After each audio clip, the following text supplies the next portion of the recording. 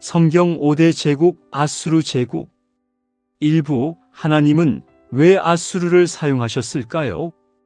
오늘부터 성경에 등장하는 5제국을 함께 살펴보겠습니다. 성경에는 수많은 나라가 등장하지만 하나님께서는 특별히 역사 속에서 강력한 제국들을 사용하셔서 자신의 뜻을 이루셨습니다. 오늘은 그 첫 번째 제국인 아수르 제국에 대해 알아보겠습니다. 아수르는 단순히 군사력이 강한 나라가 아니었습니다. 하나님께서 북이스라엘을 징계하시는 도구로 사용하신 나라였습니다. 이 내용을 이해하면 열왕기와 선지서를 훨씬 쉽게 이해할 수 있습니다. 아수르는 어떤 나라였을까요? 아수르 제국은 기원전 9세기부터 기원전 7세기까지 고대 근동을 지배했던 세계 최강의 제국입니다. 수도는 니느웨였으며 현재의 이라크 북부 지역에 있었습니다. 당시 아수르는 철제 무기와 뛰어난 군사 전략을 갖춘 강력한 나라였습니다. 정복한 민족을 다른 지역으로 강제로 이주시켜 반란을 막는 정책도 사용했습니다. 그 시대 사람들에게 아수르는 가장 두려운 나라였습니다. 그러나 성경은 아무리 강한 제국이라도 하나님의 계획 안에서 움직인다고 말씀합니다.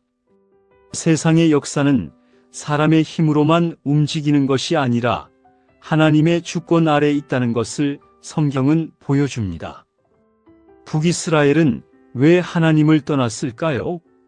솔로몬 왕이 세상을 떠난 후 이스라엘은 북이스라엘과 남유다로 나뉘었습니다. 북이스라엘의 초대 왕 여로보암은 백성들이 예루살렘 성전으로 예배하러 가는 것을 막기 위해 금송아지를 만들어 단과 베델에 세웠습니다. 이 일은 단순한 정치적 선택이 아니라 하나님께 드려야 할 예배를 우상으로 바꾼 큰 죄였습니다. 그 이후에도 많은 왕들이 우상 숭배를 계속했고 백성들도 하나님보다 다른 신들을 의지하기 시작했습니다. 열왕기하 17장 7절.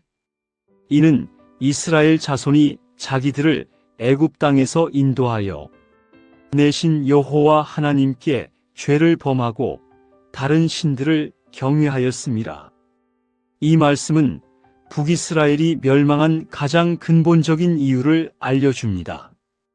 그들은 군사력이 부족해서 망한 것이 아니었습니다. 경제가 약해서도 아니었습니다. 하나님을 떠나 우상을 섬긴 것이 가장 큰 이유였습니다. 오늘날 우리도 이 말씀을 통해 하나님보다 앞서는 것이 없는지 돌아볼 필요가 있습니다. 하나님은 곧바로 심판하지 않으셨습니다. 하나님은 오래 참으시는 분이십니다. 북이스라엘이 죄를 지을 때마다 즉시 심판하지 않으셨습니다. 먼저 여러 선지자를 보내어 회개할 기회를 주셨습니다. 엘리야, 엘리사, 아모스, 호세아 등 수많은 선지자들이 하나님의 말씀을 전했습니다. 그들의 메시지는 하나였습니다. 하나님께 돌아오라. 열왕기하 17장 13절.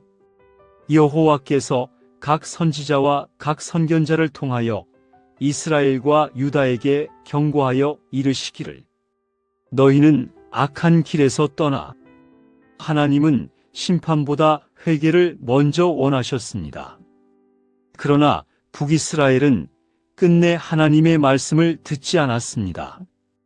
하나님께서 여러 번 기회를 주셨지만 그들은 끝까지 돌이키지 않았습니다. 이제 하나님의 오래 참으심 뒤에 역사 속에서 심판이 이루어질 때가 다가오고 있었습니다. 다음 편에서는 아수르가 사마리아를 함락시키는 사건과 하나님께서 니느웨에 요나를 보내신 이유를 함께 살펴보겠습니다. 이렇게 제1부는 아수르의 배경 북이스라엘의 죄 하나님의 오래 참으심까지 연결했습니다.